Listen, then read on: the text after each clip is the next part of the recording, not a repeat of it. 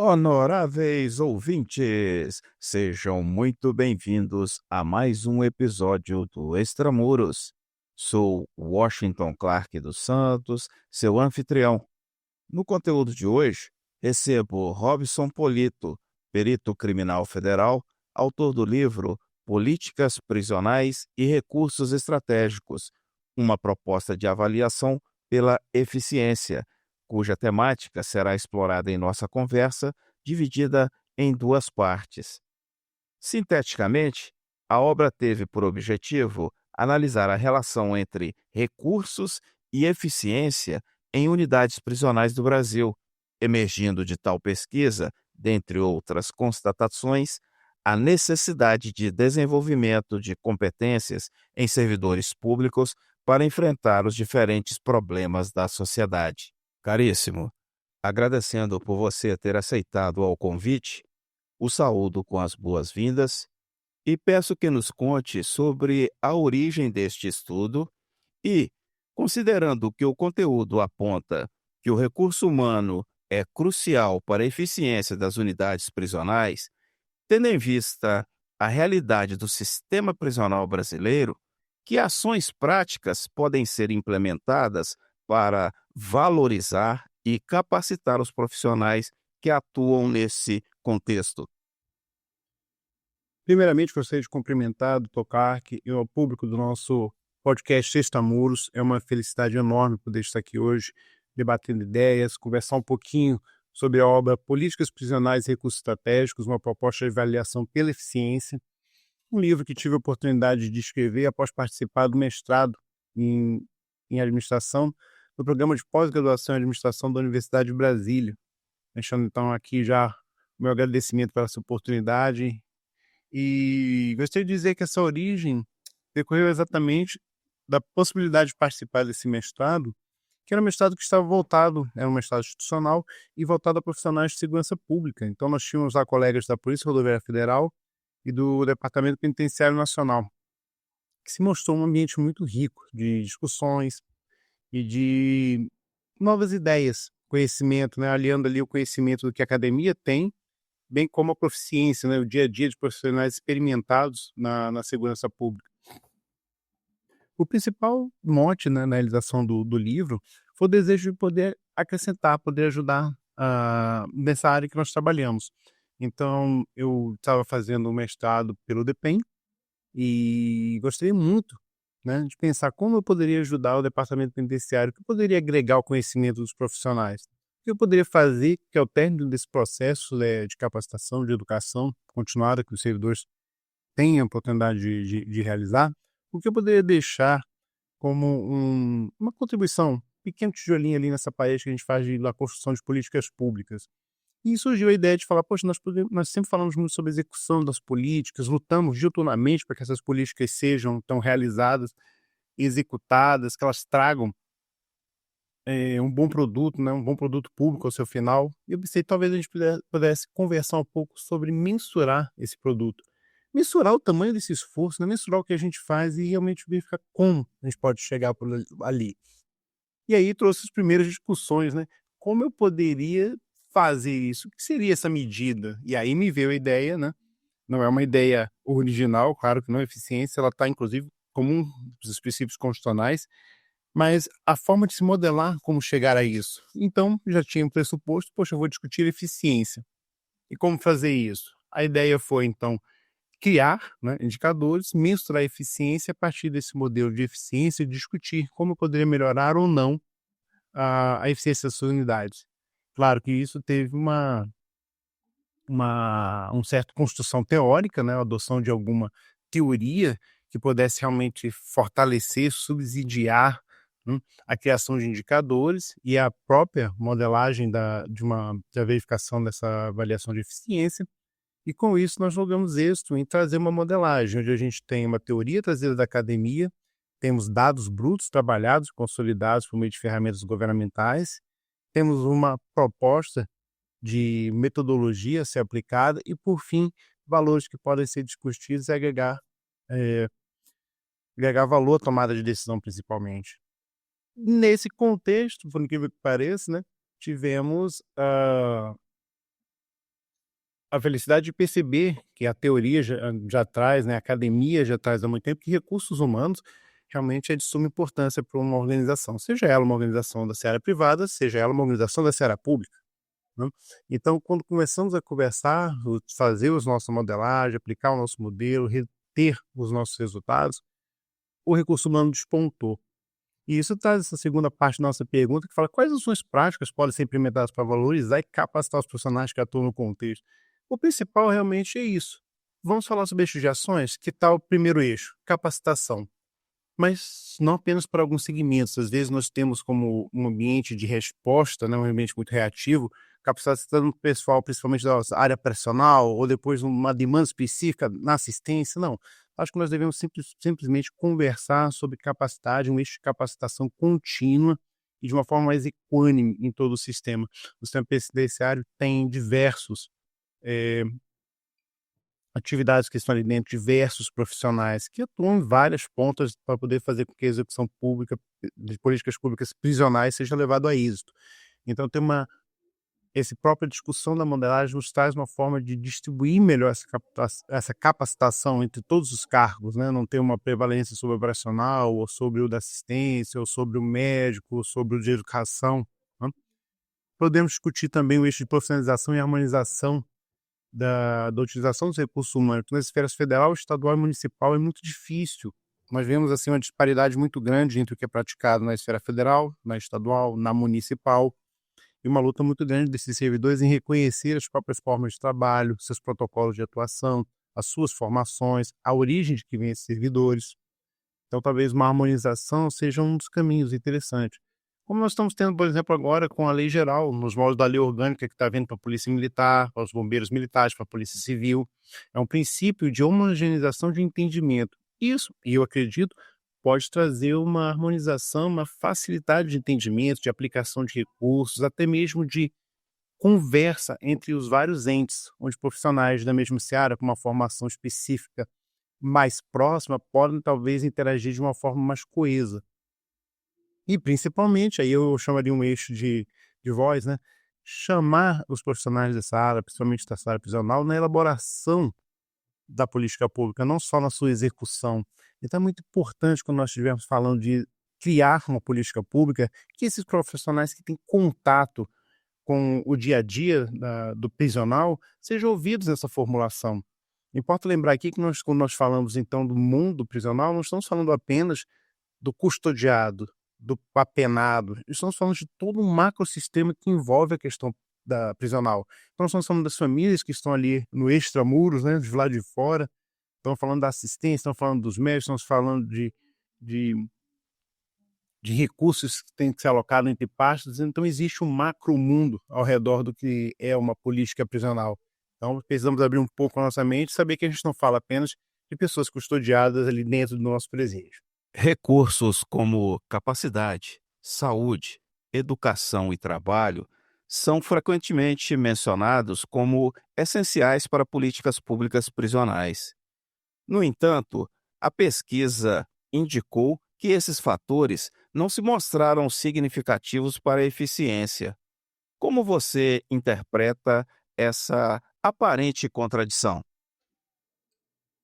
É uma pergunta muito interessante, é um ponto interessante para você vai discutir. Veja, adotar eficiência como unidade de medida não significa que algo que não seja considerado eficiente não deva ser feito. Ou seja, ineficiências elas ocorrem e às vezes elas são inerentes à atuação. É isso que a gente precisa estar dialogando aqui para discernir, né, níveis de eficiência. O livro mesmo, ele apresenta, como, além de reforçar a crítica a uma aproximação de técnicas gerenciais, importação de modelos da iniciativa privada, que não tem a devida ponderação, né, o devido ajuste para uma realidade pública. Principalmente se nós estivermos adotando modelos que visam apenas performance. Ou seja, estamos pensando aqui que a administração pública só deve se pautar por um viés financeiro, por um viés orçamentário, por um viés de conseguir fazer com que algo dê sempre lucro, que é um ponto específico na unidade privada. Então, veja, adotar um enfoque que seja apenas lateral da eficiência, aumento de produtividade, melhorias de processos, é interessante, mas apenas isso pode se mostrar reducionista. Nós temos que perceber, então, que o aumento de eficiência, melhoria de processos, aumento de produtividade, eles têm que estar lastreados para contribuir para uma solução de um problema público apresentado. Então, muitas vezes, políticas que podem ser tidas como ineficientes, elas são extremamente necessárias. Então, nesse modelo, você pode dizer, poxa, então a metodologia não se aplica bem? Ela se aplica. Por quê? Porque nós estamos trabalhando, então, em como ter uma menor ineficiência. Veja, é às vezes intuitivo. Por exemplo, vamos discutir aqui de uma forma lato, né? Você vai ter um investimento muito grande, com resultado pequeno para poucas pessoas. Às vezes, numa seara prisional, por exemplo, você vai fazer uma sala de aula. Você tem muitos apenados dentro de um presídio, mas nem todos querem utilizar o recurso educacional. Nem todos querem utilizar um recurso de uma oficina laboral que está sendo disponibilizado. Então, você tem o quê? Muito recurso investido e um retorno um pouco menor. Mas aí você vai dizer, quantitativamente apenas falando, isso é ineficiente. Mas existe toda uma parte qualitativa que também deve ser discutida. Então, aquela política, ela, apesar de ineficiente, ela é essencial. Você deve poder, então, visualizar questões como o ganho, às vezes não mensurável, de você manter uma higiene mental sadia desses custodiados, você está ensinando um ofício, você está mantendo uma unidade prisional mais pacífica, tendo em vista que aqueles custodiados não estão ociosos, eles estão com ocupação durante todo o seu período laboral dentro da unidade prisional. Então ele está estudando, ele está trabalhando, isso traz agrega um valor enorme a ele enquanto saúde física e mental, bem como a todos os profissionais que estão ali envolvidos, que têm uma unidade mais tranquila, mais pacificada, uma unidade onde conseguem perceber a realização de um bom trabalho público, pois veem que os custodiados estão conseguindo utilizar aquela política pública da melhor forma. Então, acho que esse é o principal ponto, né? Nós temos que discutir sempre eficiência, mas em seara pública, uma eficiência ponderada, com uma análise qualitativa do que aquela política pública se propõe a alcançar. Meu caro, a visão baseada em recursos tem sido aplicada principalmente em contextos competitivos, como o da iniciativa privada. Quais foram os principais desafios e adaptações necessárias para aplicar tal abordagem ao sistema prisional? Muito obrigado por essa pergunta. Ela me traz a oportunidade de apresentar a pequena contribuição teórica que o nosso livro trouxe. E ele discute o quê? Ele, a partir de uma teoria dos recursos, citando aqui Penrose como um dos principais teóricos, ele partia de que a administração das empresas, principalmente, trabalhava com o ambiente externo, ou seja, as organizações buscavam verificar como elas poderiam reagir e sobreviver à hostilidade do seu ambiente, à competitividade das demais organizações. Já a teoria do recurso, ela busca essa resposta olhando para dentro da unidade. Ela busca dentro da organização quais seriam os recursos que poderiam me trazer um diferencial, uma performance diferenciada, uma diferença entre eu e os demais do ambiente. O que eu tenho como recurso meu que pode ser utilizado para me diferenciar nesse ambiente e aí sim melhorar minha possibilidade de sobrevivência ao mercado. Dentro das várias perspectivas que nós adotamos, existia uma perspectiva chamada VBR, visão baseada em recursos. Principalmente aqui falando teóricos como Grant, como Barney e Hessler, que foram adotados para esse nosso estudo. Tá? O que seria VBR? É uma análise da relação entre recursos disponíveis e o desempenho dessa sua unidade. Partindo do pressuposto de que as organizações são heterogêneas, ou seja, elas são diferentes entre elas, e que recursos possuem mobilidade diferenciada, ou seja, nem todo mundo tem acesso ao mesmo recurso. Ou às vezes tem acesso a esse recurso, mas nem todo mundo consegue utilizá-lo da melhor forma. Então, a partir desses pressupostos, os estudos foram buscando, entre diversas variáveis, como capacidade, processo organizacional, atributos, informações e conhecimentos que a firma mobiliza, para poder verificar como ela conseguia ter uma performance melhor. E aí foram criados os estudos hoje, atualmente, trabalham ainda, já estamos falando em e-commerce, outside, poder de barganha, reputações e alianças estratégicas. Mas a categoria mais consolidada trabalha com 4 principais recursos dentro dessas unidades organizacionais. E eles seriam os recursos financeiros, físicos, humanos e organizacionais. O que nós podemos estar falando como recurso financeiro? Seria toda a fonte de dinheiro, principalmente, que a organização tem à sua disponibilização. No caso do segmento público, principalmente orçamento. Físicos podem incluir toda uma tecnologia física que é utilizada para essa organização. E aí nós estamos falando de plantas, equipamentos dessa firma, pode ser software, hardware, sua localização geográfica, pode ser uma localização geográfica privilegiada, e um acesso a matérias-primas. Recursos humanos, que não se limita apenas a empreendedores e gerentes, ou seja, não estamos falando só no caso da organização pública, de servidores públicos de carreira, por exemplo, também teríamos que estar aqui os colaboradores, funcionários públicos, estagiários, pessoas que colaboram e agregam valor ao serviço público. E, por fim, recursos organizacionais, que seria o quê? A capacidade que a organização tem de aproveitar esses recursos que estão à sua disposição. Então, muitas vezes não adianta você ter muito recurso e baixa capacidade de execução. Não adianta você ter um software excelente que você pode adquirir, mas você não tem conhecimento suficiente para utilizar aquele software na sua potencialidade. Então, vocês percebem que a VBR traz exatamente isso, heterogeneidade de recursos, ou seja, os recursos são diferentes entre si, e a mobilidade perfeita. Nem todo mundo tem acesso a esses recursos. Ou quando tem, às vezes não tem a capacidade de utilizá-los da melhor forma. Não consegue fazer com que isso lhe traga um desempenho superior duradouro. E aí que você pergunta, mas por que então estamos discutindo recursos? Porque nós estamos buscando aqueles que são estratégicos, ou seja, recursos que conseguem realmente fazer com que uma unidade tenha uma eficiência, uma performance melhor do que a outra. E como descobrir isso? Como diferenciar um recurso comum de um estratégico? A VBR traz um modelo que nós usamos o mnemônico VRIO das iniciais de valor, raridade, imitabilidade e organização.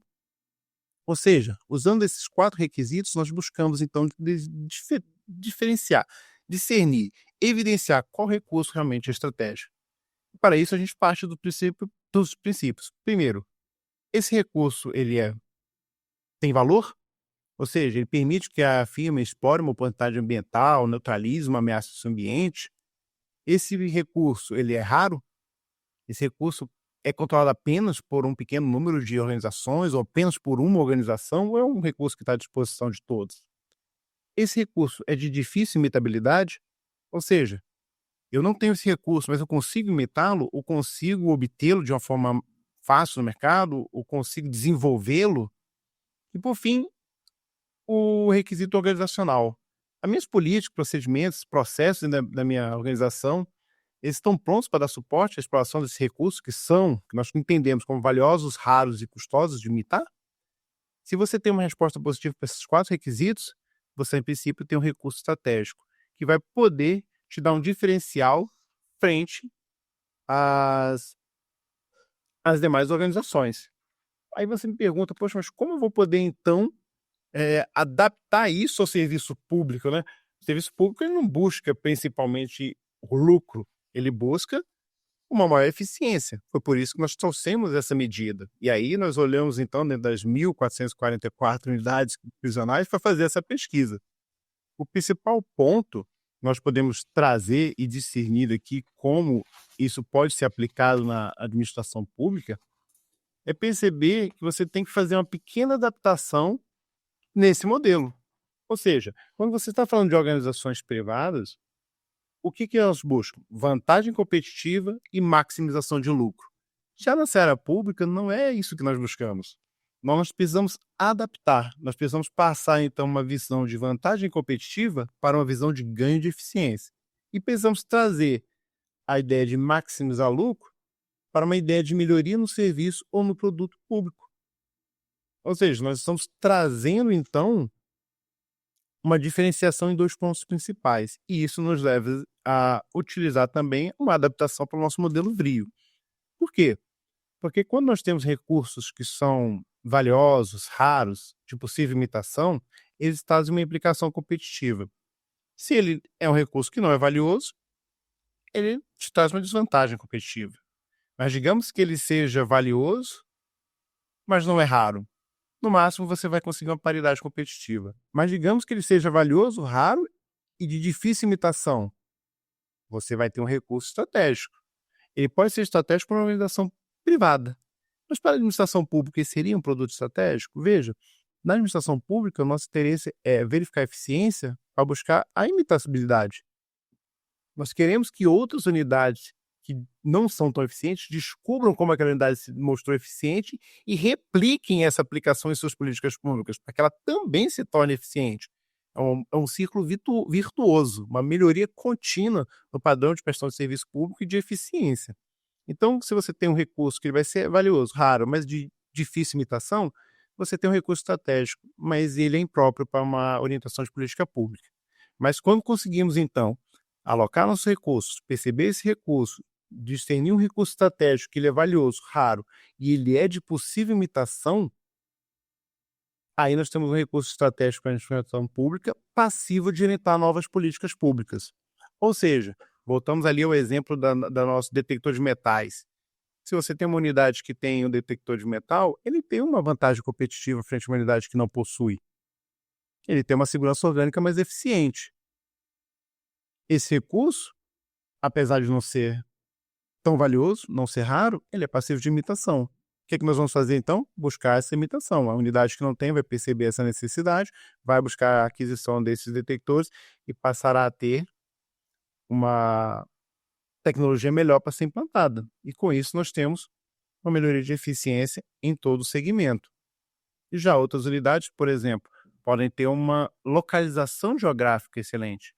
Essa localização geográfica que permite talvez um isolamento, uma segurança maior orgânica, que se impeça uma fuga de prisioneiros, ou um clima que seja mais propício a atividades laborais ou educacionais. Isso ele vai ter, então, um recurso físico estratégico que vai lhe permitir ter uma vantagem de eficiência sobre todas as demais, porque elas não conseguem replicar aquela localização geográfica. Mas dificilmente a gente vai conseguir aplicar, então, uma imitabilidade. Então, é um recurso estratégico, mas ele não orienta as nossas políticas públicas.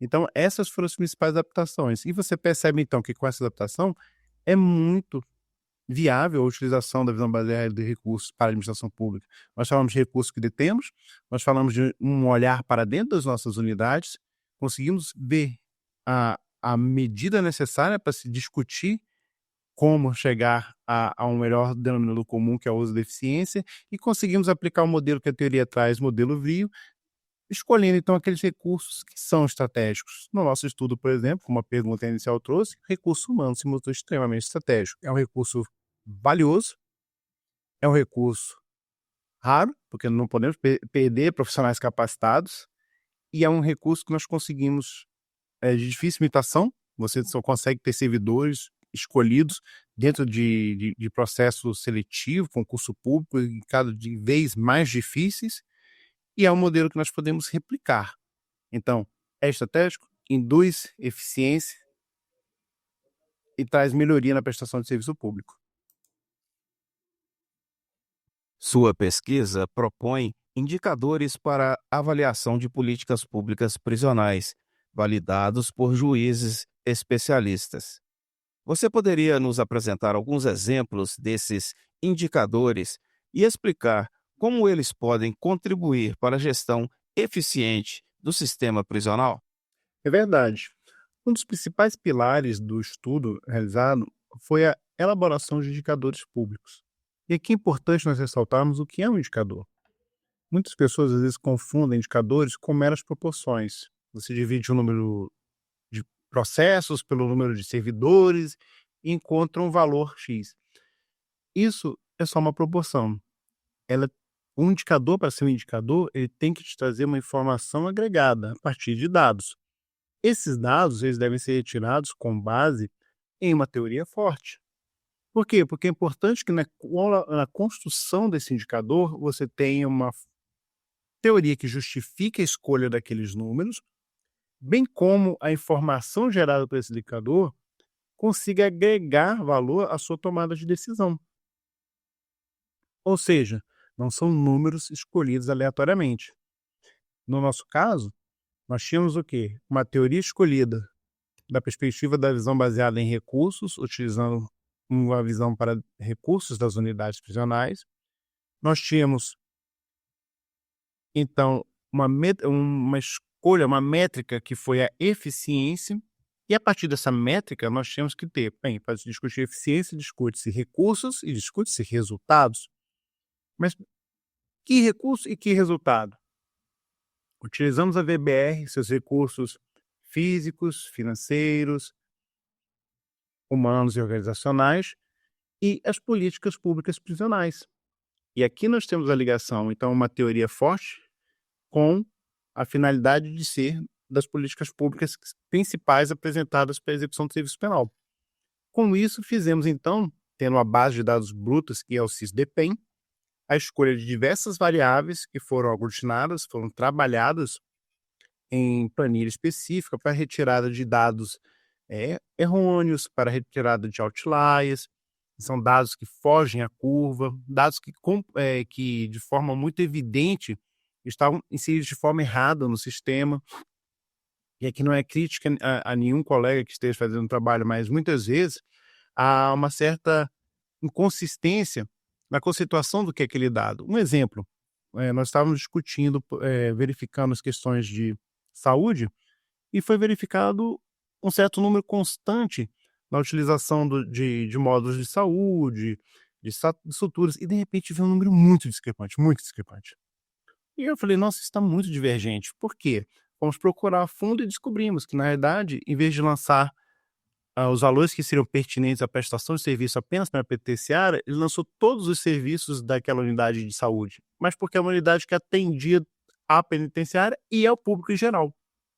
Então, houve apenas um equívoco na sua conceituação, e o número lançado foi pela totalidade do hospital e não pela totalidade dos atendimentos ao presídio. Então, esse número, por exemplo, foi retirado para que ele não trouxesse prejuízo à análise. E dito isso, nós buscamos então o quê? Principalmente capacidade, saúde, educação, laboral, humano, que foram as principais políticas que nós temos. Capacidade dos presídios, a política de saúde, a política de educação e a política laboral. E recursos humanos são as pessoas que fazem essas políticas serem executadas no dia a dia. Como resultado, buscamos capacitados, ou seja, o número de pessoas que foram capacitadas na política, os instruídos, o número de pessoas que tiveram o término na sua educação, e os consultados, ou seja, o número de atendimentos que foram realizados. Tendo, então, resultados e recursos, nós podemos verificar a métrica e obter, assim, a eficiência. O importante aqui é você lembrar que o indicador, ele traz muita credibilidade para a utilização dos dados, traz credibilidade para a informação que é prestada à sociedade. Ele é uma forma objetiva de quantificação de como você está fazendo a execução da sua política pública. E a partir disso você consegue, então, prestar uma boa informação para a sociedade, consegue ter comparabilidade entre unidades, consegue ter comparabilidade entre a própria unidade no decorrer do tempo e consegue um método muito efetivo e objetivo de prestação de informações. Então, era um pilar essencial para a utilização, não só na nossa pesquisa, como de amplo aspecto nas unidades públicas do país, seja de segurança, educação, utilização orçamentária. Então, é de suma importância, não só o seu estudo, bem como a popularização desse instrumento de mensuração pela sociedade e pelos nossos profissionais da seara pública. Honoráveis ouvintes, faremos um intervalo neste momento. Sou Washington Clark dos Santos, seu anfitrião. Em sequência, no próximo episódio, concluiremos esta esclarecedora conversa com Robson Polito, perito criminal federal e autor da obra Políticas Prisionais e Recursos Estratégicos, uma proposta de avaliação pela eficiência. Acesse nosso website e saiba mais sobre este conteúdo. Inscreva-se e compartilhe nosso propósito. Será um prazer ter a sua colaboração. Pela sua audiência, muito obrigado e até a próxima.